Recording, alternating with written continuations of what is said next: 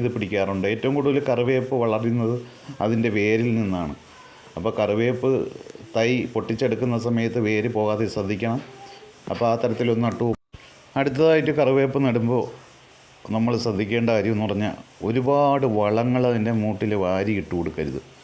വളരെ കുറച്ച് വളം മതി. കറിവേപ്പ് തൈ നട്ടതിന് ശേഷം ഒരു 10 ഗ്രാം കുമ്മായം അതിൻ്റെ ചുറ്റിനും ഒന്ന് വിതറി കൊടുക്കണം.